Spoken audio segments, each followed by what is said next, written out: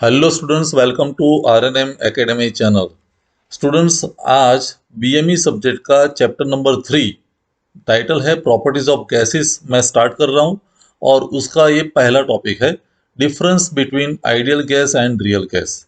तो डिफरेंस में हम 4 या 5 पॉइंट्स दिखा सकते हैं। तो पहले समझ लेते हैं पहला पॉइंट, आइडियल गैस और रियल गैस के डिफरेंस का।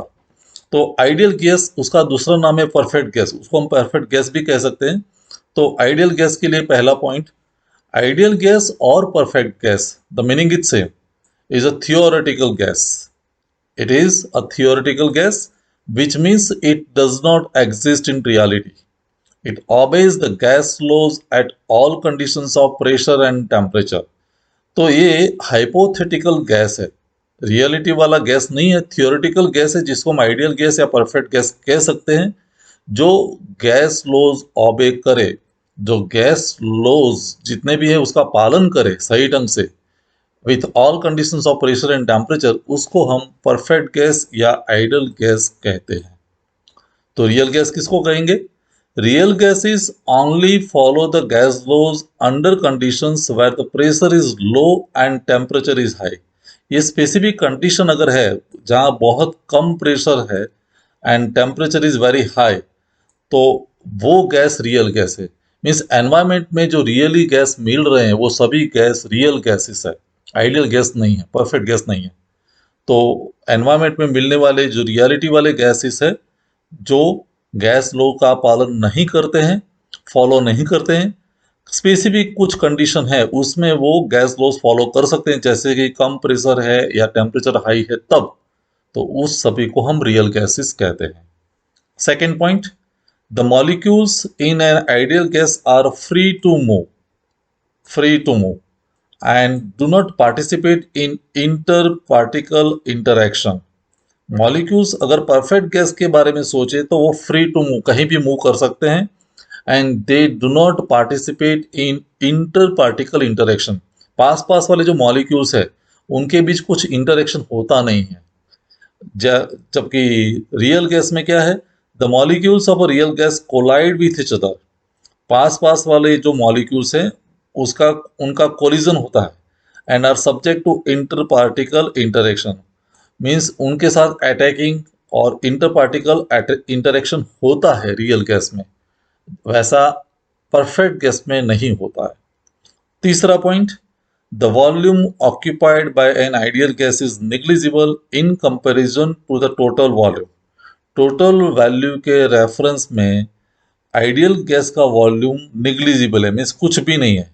वॉल्यूम को हम कंसिडरेबल वॉल्यूम मानते नहीं आइडियल गैस के बारे में। जबकि रियल गैस में क्या है, the volume occupied by real gas is substantial when compare to the total volume. Total volume के सापेक्ष में रियल गैस का वॉल्यूम सब्सटेंशियल, कंसिडरेबल वॉल्यूम होता है, जबकि आइडियल गैस का वॉल्यूम निग्लिजिबल होता है। Fourth point, an ideal gas has high pressure. Ideal gas के बारे में उसका प्रेशर कैसा है? हाई प्रेशर है। जबकि the actual pressure in a real gas is lower than the pressure of N ideal gas. Ideal gas का जो भी प्रेशर है उसके सापेक्ष में रियल गैस का प्रेशर बहुत ही कम है, लोअर है। And one more point, there is absence of intermolecular attraction force in ideal gas. पहले भी हमने बात कर ली, इंटरमॉलिक्यूलर अट्रैक्शन फोर्स यहाँ प्रेजेंट नहीं होते हैं आइडियल गैस में, क्योंकि अट्रैक्शन होता नहीं है, सभी मॉलिक्यूल्स फ्री टू मूव है। तो कोई कोलिजन या इंटरमॉलिक्यूलर अट्रैक्शन वाला फोर्स एब्सेंट होता है। जबकि यहाँ there is presence of intermolecular attraction force in the real gas. तो intermolecular attraction force is present in the real gas. तो ये 5 पॉइंट्स आप एग्जामिनेशन में दिखा सकते हैं। इस स्लाइड का आप स्क्रीनशॉट लेके उसको याद रख सकते हैं। तो ये पहला पॉइंट है तीसरे चैप्टर का, difference between ideal gas and real gas. हम हमेशा याद रखेंगे आइडियल गैस या परफेक्ट गैस एक हाइपोथेटिकल गैस है, रियलिटी में वैसा गैस मिलता नहीं है। और जो गैस गैस लॉज का पालन करता है, कंप्लीटली फॉलो करता है, उसको हम आइडियल गैस या परफेक्ट गैस कहते हैं। नेक्स्ट स्लाइड, तो अभी बात करते हैं गैस लॉज की। The behaviour of perfect gas, देखिए, behaviour of perfect gas is govern by gas laws which have been established from experimental results. तो गैस लॉज कितने प्रकार के हैं? तो we have to study three gas laws. एक है बॉयल्स लॉ, सेकेंड है Charles law and third Gay Lussac law. तो ये तीन लॉज के बारे में आज हमें सीखना है, या तीन लॉज के बारे में हमें जानना है आज के वीडियो में। तो बात करते हैं पहला लॉ, बॉयल्स लॉ। वैसे भी आप 12th या 11th के फिजिक्स में पढ़ चुके हैं या केमिस्ट्री में पढ़ चुके हैं। तो बॉयल्स लॉ की बात करते हैं। बॉयल्स लॉ का आपको एग्जामिनेशन में भी पहले स्टेटमेंट दिखाना पड़ेगा। स्टेटमेंट क्या है? The pressure exerted by a gas is inversely proportional to the volume occupied by it। Pressure और वॉल्यूम का रिलेशनशिप जो है वो इनवर्स रिलेशनशिप है। प्रेशर जब भी हम गैस पर अप्लाई करते हैं तो उसका वॉल्यूम कम होगा, जैसे प्रेशर इंक्रीज हुआ तो वॉल्यूम कम होगा। In other words, the pressure and volume of a gas are inversely proportional to each other when the temperature remains constant. ये याद रखने की बात है।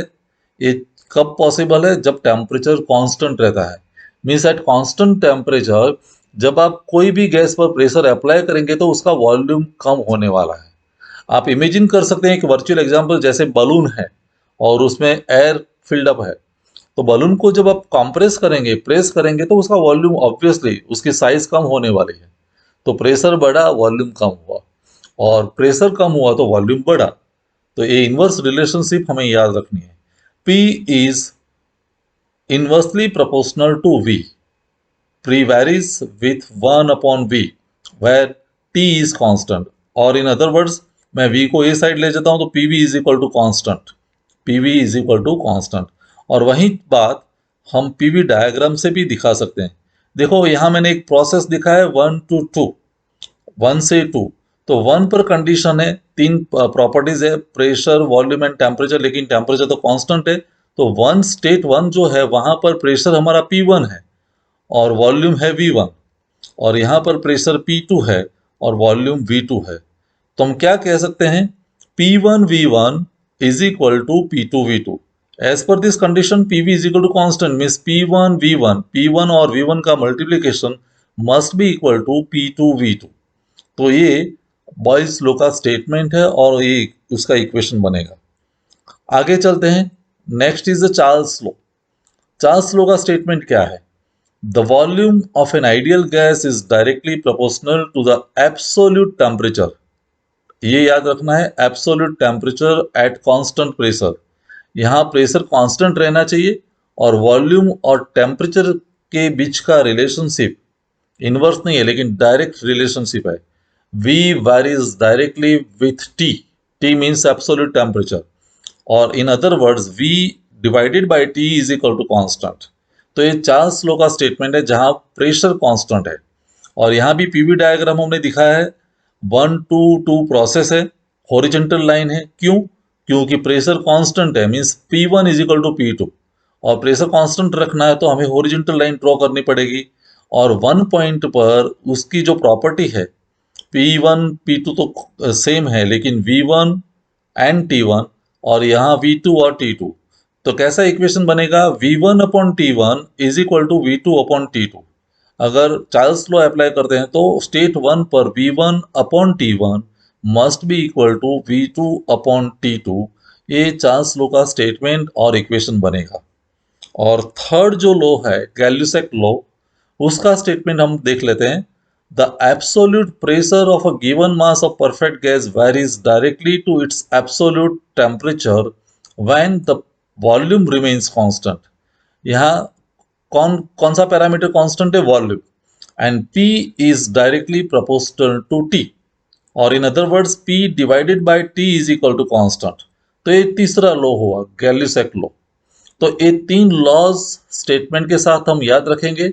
स्टेटमेंट हम कैसे रिप्रेजेंट कर सकते हैं और कैसे याद रख सकते हैं, तो मैं समझा दूँ। इजी वे में हम याद रख सकते हैं। जैसे हमारे पास ये तीन लॉज है, Boyle's law, Charles law and Gay Lussac law. तो तीन प्रॉपर्टी जो है उसको इस ऑर्डर में अरेंज कर दीजिए। TPV मीन्स पहले में T कांस्टेंट रहता है, दूसरे में P कांस्टेंट रहता है, और यहाँ वॉल्यूम। तो कांस्टेंट टेम्परेचर पर सिर्फ पहला जो लॉज है वो इनवर्स रिलेशनशिप वाला है, बाकी दो लॉज डायरेक्ट रिलेशनशिप है। तो P varies with respect to 1/V।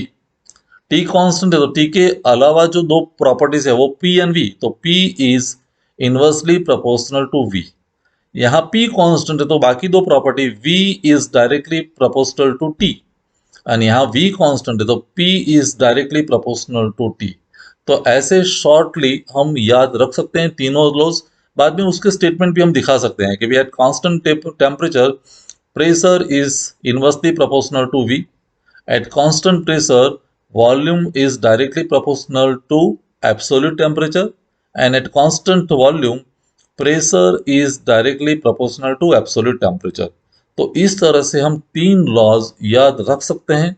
और पहला जो पॉइंट था आइडियल गैस और रियल गैस के बीच का डिफरेंस, वो भी आप लिख के याद कर सकते हैं।